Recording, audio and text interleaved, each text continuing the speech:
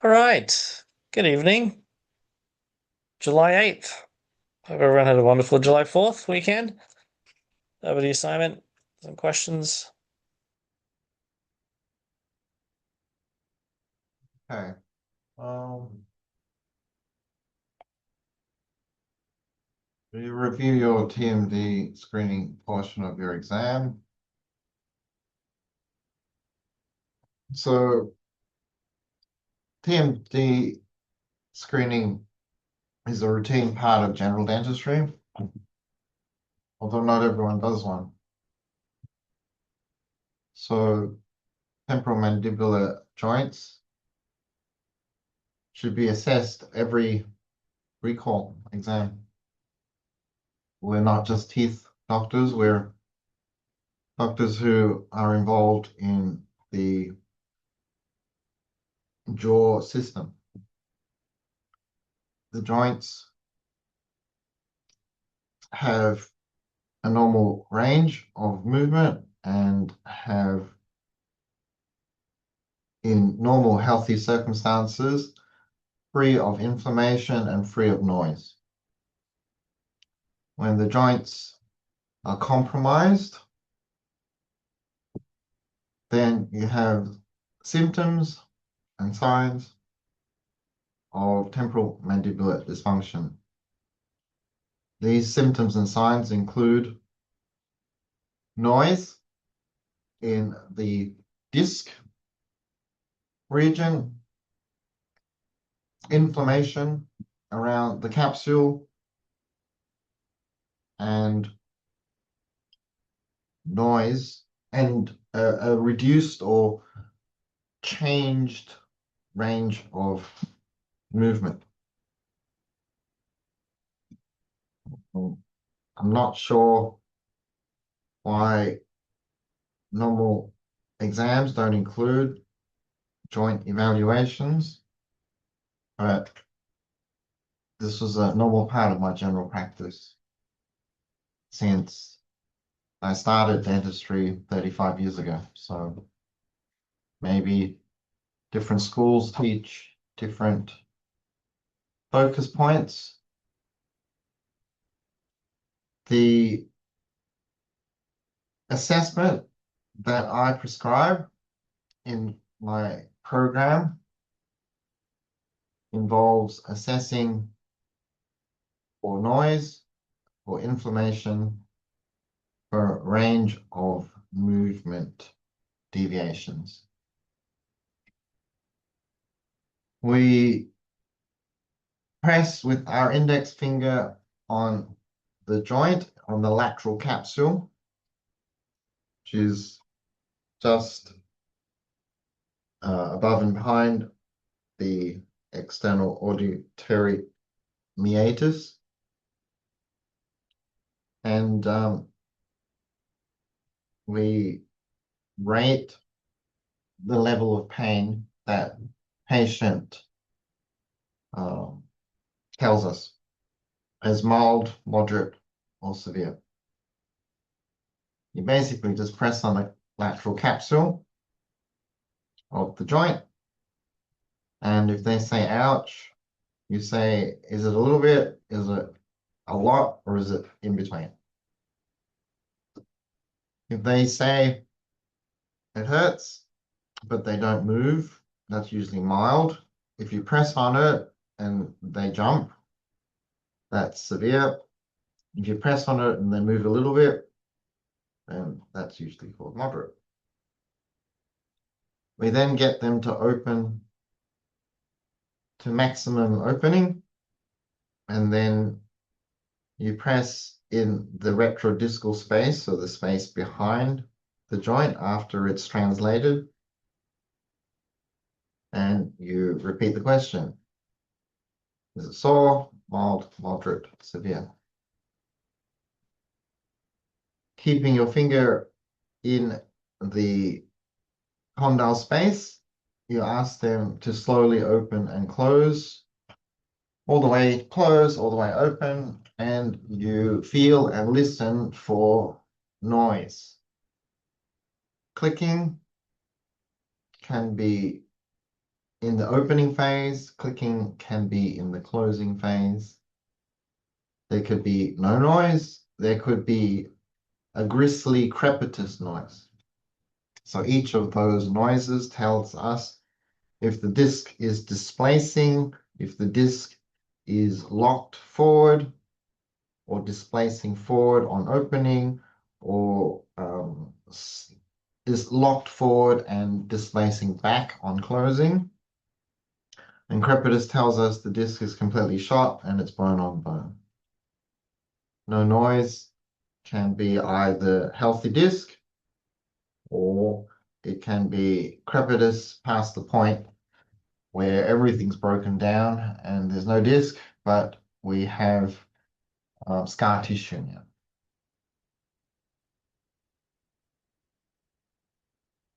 Range of movement is measured using range of movement scales, usually the little white rulers with the semicircle curvature. And you're basically looking at how far the patient can open with or without pain, measured from incisor tip to incisor tip. And we're looking to see if they have the ideal 3-finger opening or whatever level of trismus in between.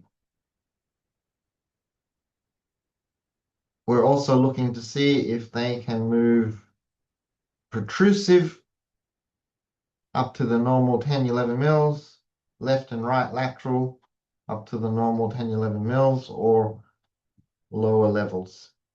Again, pain or no pain. Deviations and deflections. You're assessing to see if the jaw swings open with no left-right movement, or a wiggle left and then back to center, or right, back to center. And that's called a deviation. And if the jaw opens and moves laterally in one direction or the other and doesn't return to its original center position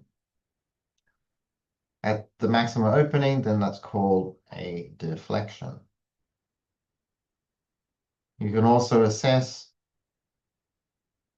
for maximum opening as a hard stop or a soft stop, but that's starting to get more complicated and tells us about the level of degeneration of the disc. But these are typical TMJ evaluations. And I've just incorporated that into my ortho exam because it's something that we should all know.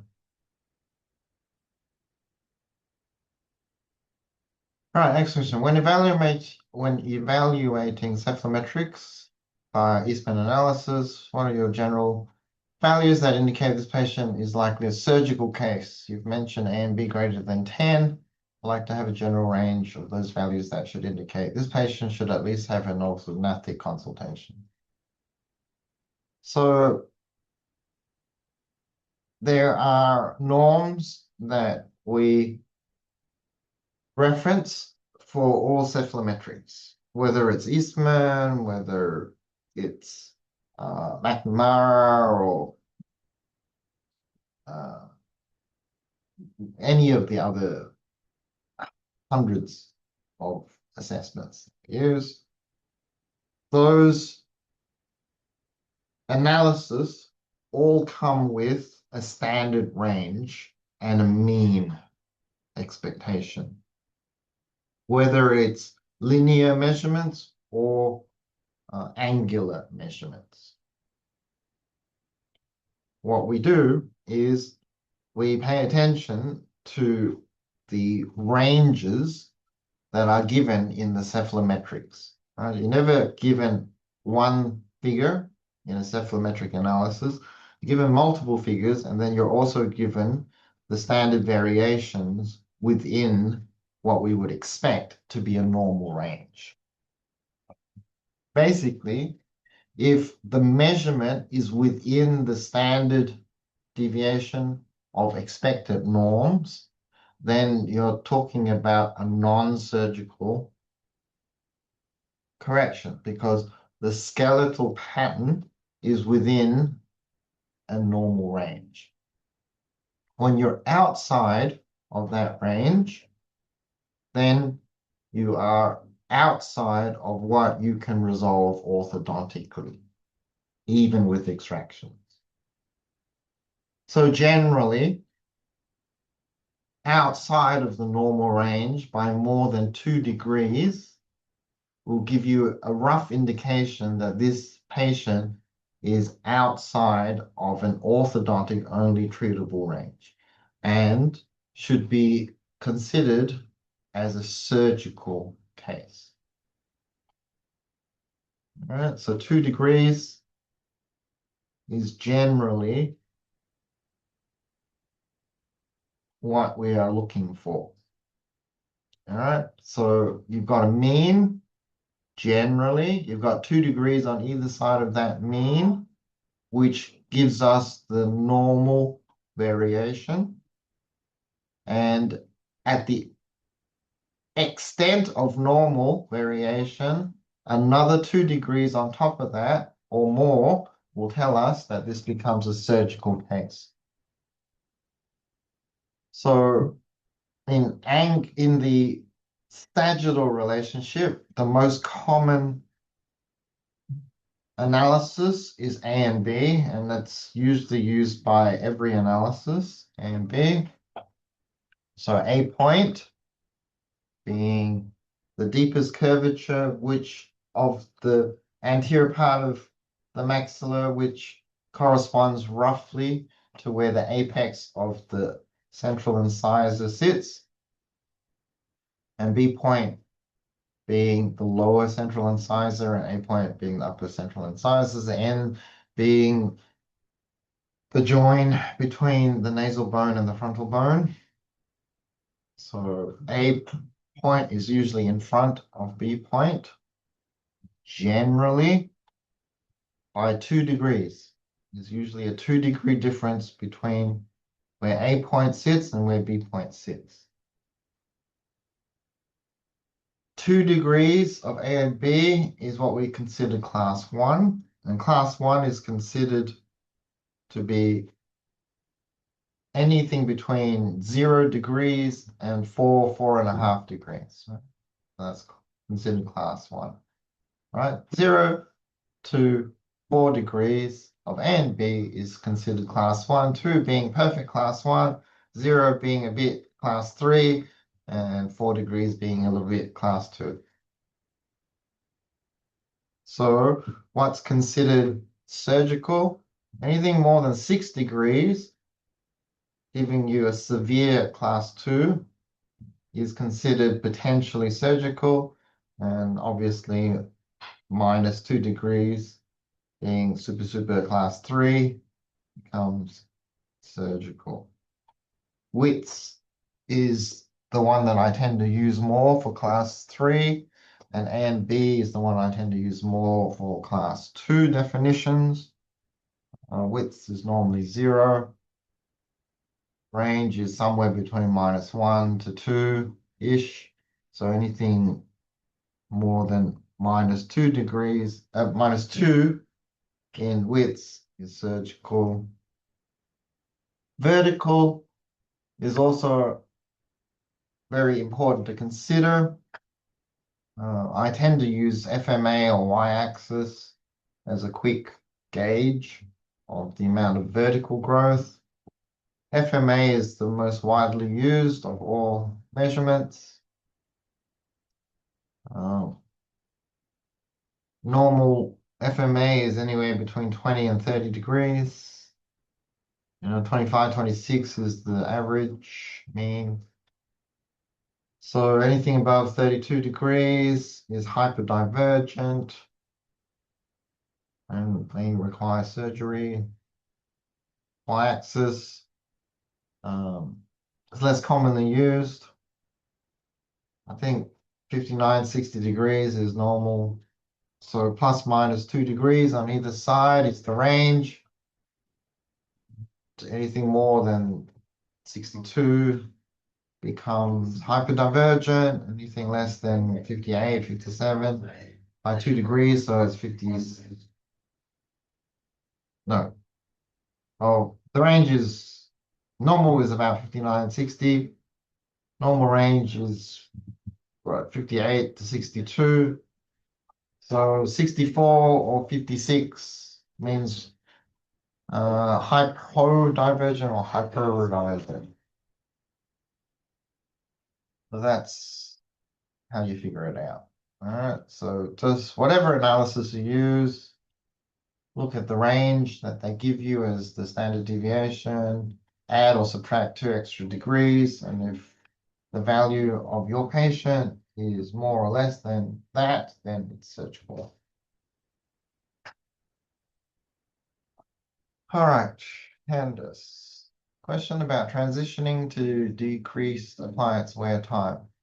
I have a detail-oriented patient who has been compliant throughout treatment with GoPex. He only has upper appliance for crossbite correction, no lower appliance was needed. He currently is doing GoFX with froggy mouth. I transitioned him into 6 hours a day without appliance wear, but he rewards that the appliance feels tight when he puts back in. Is there a specific exercise you would prioritize to help maintain the change during time out of appliance? Any other advice? So we don't wean out of appliances until they have a very strong, correct adult swallow with a tight suction hold of the tongue to palate. So if you wean out of the appliances before they've achieved that, then the relapse potential is very high. Well, that's basically what it is. Until they have good GoFX, just because they're doing GoFX doesn't mean that they're doing it well. When they're doing it well, you will transition without any real hassles. If they're not able to cope even with 6 hours, then do 3 hours. And then check their exercise quality levels. The stronger they are with the correct action, the more stable they will be without retention. So build up, 2, 3 hours, 6, 7 hours, 8, 10 hours. So gradually build it up. But making sure your swallow and your resting posture is strong. If you aren't self-retaining with strong posture, with strong correct swallow action, then you will get relapse and the plates will feel tight after a few months. How do you test whether a patient is truly compliant and performing GoPex and GoFX effectively before or during the transition to decrease appliance wear? Are there any specific exercises or clinical signs you focus on when the appliances still feel tight after timeout? Well, ultimately, the practice is secondary to the performance. If you don't perform well, you have to practice a lot. If you perform well, you practice less. If you habitually perform well without any effort, then you don't even have to practice because your performance is what counts. The practice is just to get you to the performance. So the exercises are the practice. The performance is the correct swallow and resting with the mouth fully closed. If they're resting with their mouth fully closed, it's because they're swallowing correctly. Because the space is adequate, because the teeth are well intermeshed, because the jaw relationship is nice and strong, because the nose is clear, yada, yada, yada. If they're not performing well, it's because any number of those things are off, or everything structurally might be great, but they're just not practicing. So how do you know if they're truly compliant? you just ask them, show me what you got. Are they performing GoFX well? Say, show me your click. Show me your swallow. Hand them a little glass of water and say, show me your exercise. With GoFX, how do you know they're doing it right? You just ask them. You're doing the exercises. If they don't hesitate and say, yep, I'm doing them, you know they're doing them. If they look down at their shoe or out the window and mom kind of says, well, it's been, busy, we've been on vacation and, the dog's been sick, and we've developed a leak in the roof and, then I'll do it. If you want to be sure, say, okay, how many times do you chew before you swallow? If they say 20, then you know they know what to do. If you ask them how many times do you chew before you swallow and everyone kind of looks blank, then you know they're not doing the exercises.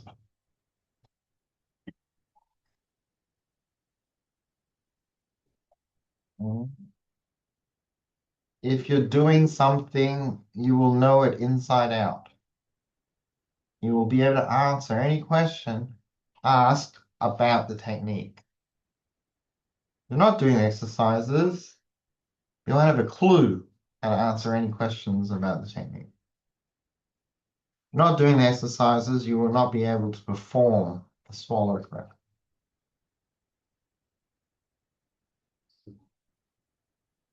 Next question. What are some reasons that after delivery an appliance clicks in and appears well fitting, but the patient reports that it falls down after an hour or so of wear in the primary dentition? Here is what factors he would troubleshoot first: fit, retention, tongue function, or anything else. So the lower is most commonly related to them flicking it out with their tongue. The upper is because the retention isn't particularly good, or when they take it out and put it in, they're doing it incorrectly.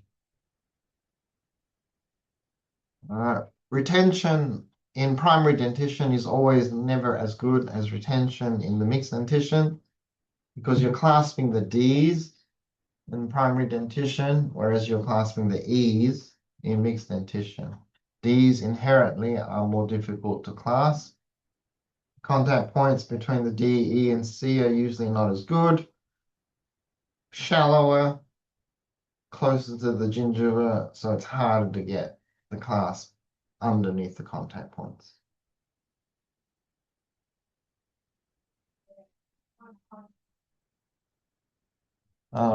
Everyone jumps up and down and says you have to treat the primary dentition.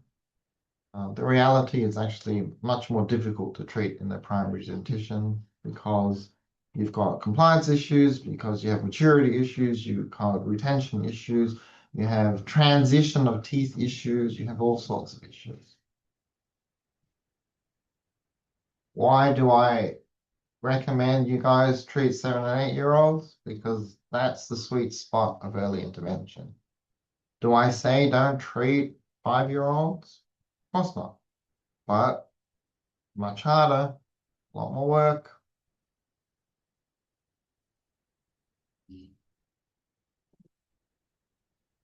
What I don't advocate is treating at 6 when the molars are coming through because you're juggling a million different things at the same time with retention, compliance, maturity, and then you've got new teeth coming through and you've got to relieve acrylic and all sorts of stuff.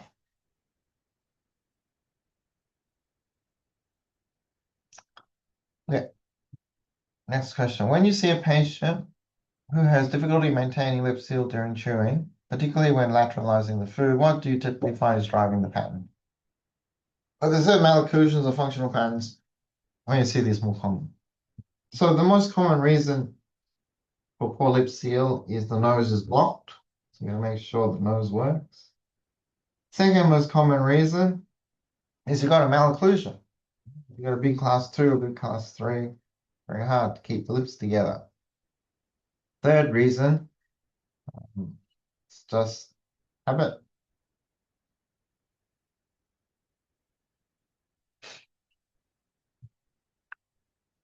So You have to be understanding. If they got a big class 2 or big class 3, they're not going to be able to get good lip seal.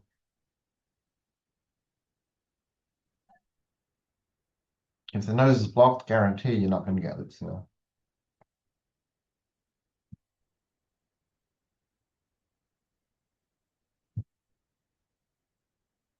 So that there are structural reasons is the most common, and then the other is just habit.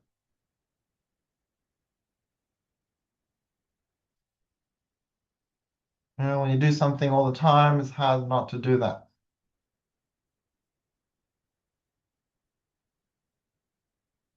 Okay.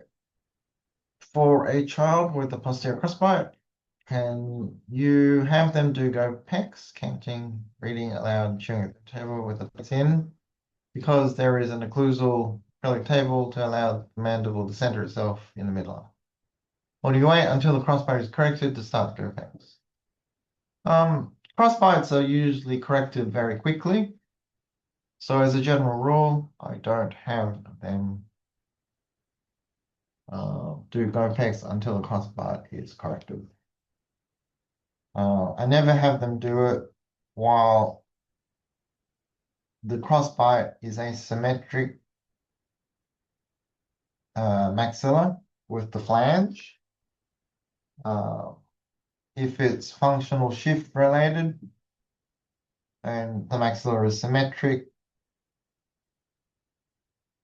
I mean, you could, but my general rule is crossbites, I wait until I correct the crossbite. And it doesn't take much more than a couple of months to correct a crossbite. I usually hold off.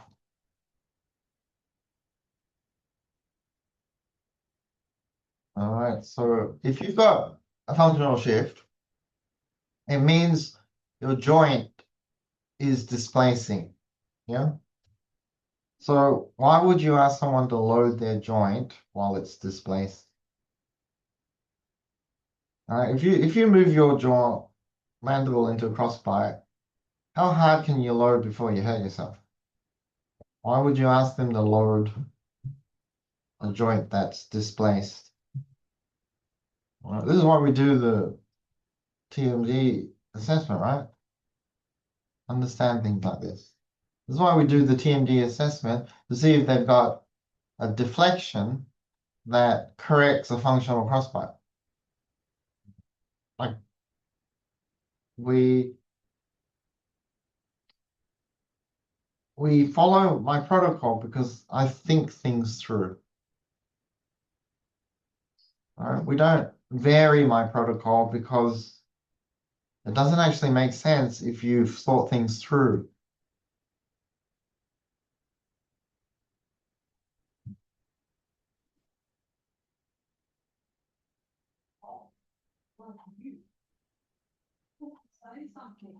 If they have a true crossbite where the maxilla is asymmetric and we're using a crossbite flange, it's very uncomfortable to load hard against a crossbite flange, so we don't. All right, in the lower arch, when the ears become too loose to wear the lower stage 1, do you make a lower stage 2 appliance or retainer? So a decision has to be made when you get to that point where the ears are exfoliating. So the lower ears exfoliate about 12 years of age, right? 11, 12 years of age. So at that point in time, you've got to decide, well, how much more am I doing in an early intervention? Because we're about to hit our teenage years and permanent dentition. So have we got all the space we've needed because we started at 8, as I recommended, and we spent the last couple of years developing the space and training them in the last 6 months to have really strong solo action after 18 months of really strong chewing and speech corrections, then usually no.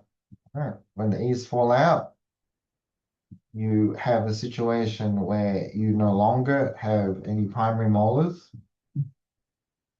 and your premolars are erupting and your 6-year-old molars need to mesialize to close leeway space.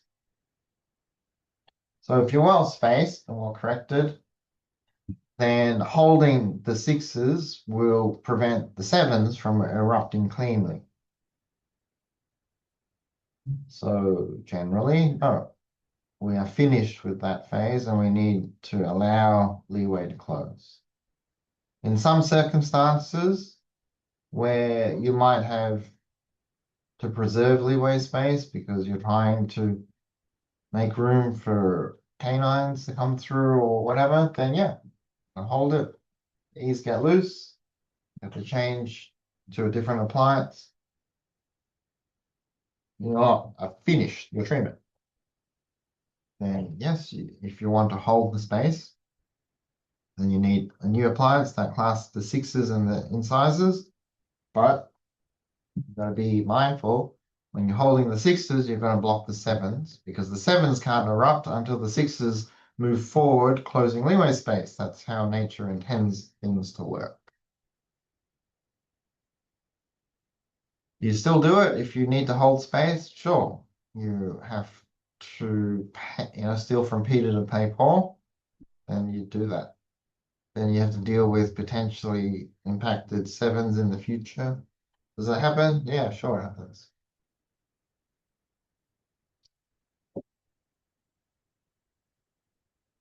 So you've got to make decisions based on updating your records. So you need new x-rays and they hit around that 12-year-old mark to see where the 7s are.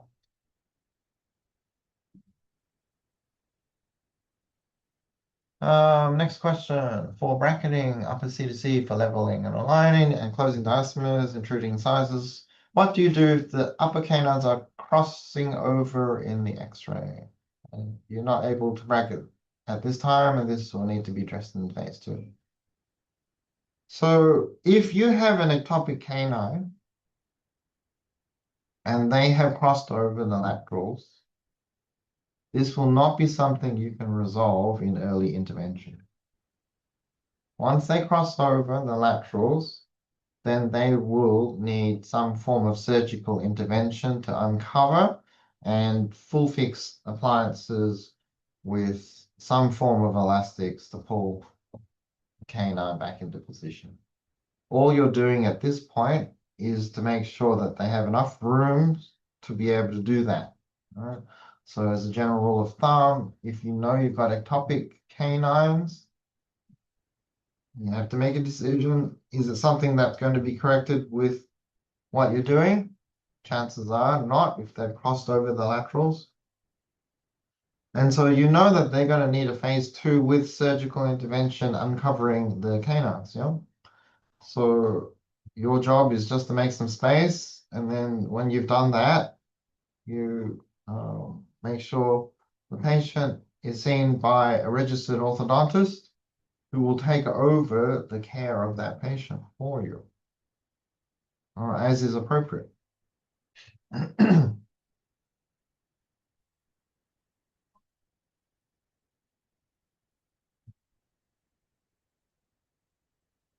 All right. So obviously, if the level of crossing is smaller, and you can consolidate the incisors after you've made sufficient space, then you can certainly do that. So you'll need to assess it using is it Cois? I can't remember the name of the orthodontist who set up the ranges of crossover concern. So impacted canines can be assessed with the pan x-ray, and you're basically trying to figure out if the canine has crossed over the laterals or crossed over the central incisors. But generally you can eyeball it. And you can figure out which direction the crown is pointing, of course, relative to the root, and you can figure out whether it's crossed over, about to cross over, crossed over the laterals, or crossed over the centrals, right? Then you know it's stuffed.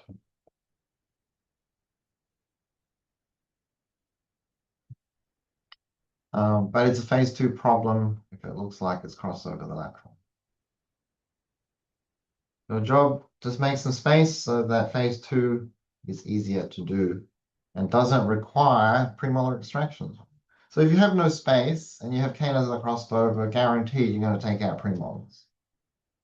If you have plenty of space, even if it's crossed over, then you don't have to take out premolars. You can just uncover the canines and move them into the space.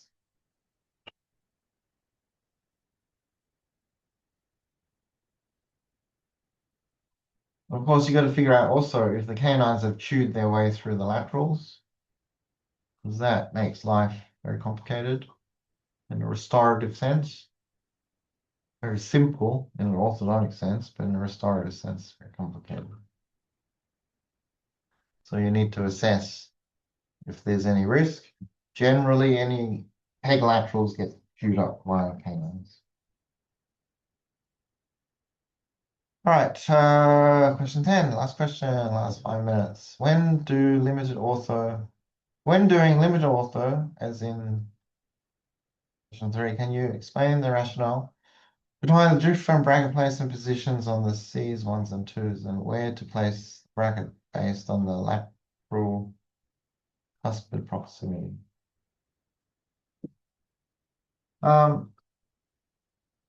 Normally, when you place brackets on permanent teeth, you do a stagger. Right. Generally, the central incisors have the same bracket height as your premolars.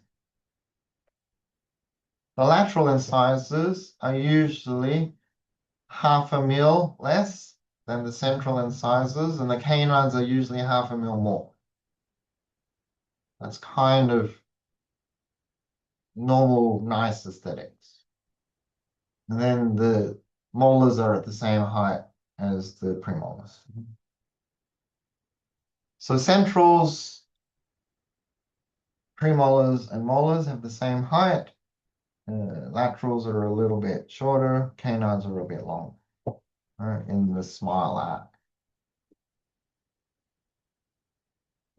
Obviously, when you're in the primary dentition and you're bracketing C's and centrals permanent and central and laterals permanent, you have completely different sized teeth. Right? You can't do the traditional 4 mm from incisal edge and the centrals 3.5 mm from incisal edge from the laterals and 4.5 mm from incisal edge for the canines, right? Can't do that because the C's are tiny and the centrals and laterals are huge. So we just bracket the C's as close as possible to the gingival margin. And that gives us roughly the mid-level point of where your centrals and laterals would be. If you have teeth that are just misaligned but well positioned in the vertical plane, then you just bracket your centrals to be a little bit lower than the canines, and you bracket the laterals to be 0.5 mil less than the centrals. If you've had an over-eruption of the incisors, such as in a deep curved spay, then you will bracket close to the incisor edge so that the brackets on the permanent teeth are much lower in the vertical height compared to the canines.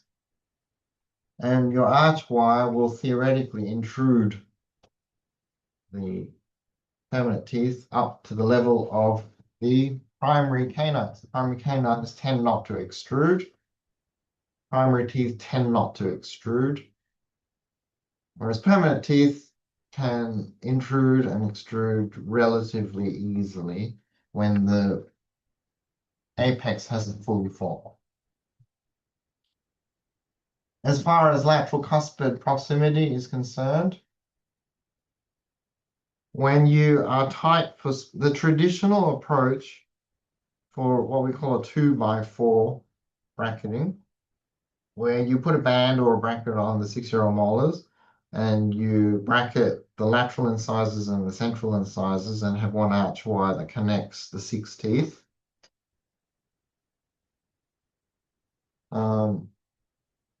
Normally, you don't get the level of expansion that we achieve with our stage 1 appliances. And so there's still a level of crowding. When you have that circumstance, when you bracket the permanent incisors, you never want to be in a situation where you end up driving the root apex of the lateral permanent incisors into the path of the permanent canine crown that is still forming and yet to erupt.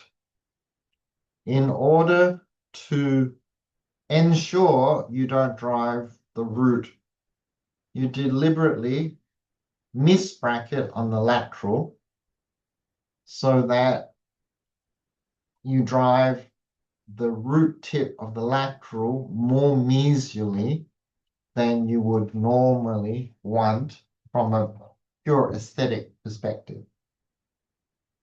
So you rotate the bracket on the lateral incisor ever so slightly so that when the bracket straightens in the arch wire, the apex of that lateral incisor moves a little bit more mesially and away from the unerupted crown of the permanent canine. So that's a protective process of deliberately misbracketing to shift the apex away from the path of the permanent canine.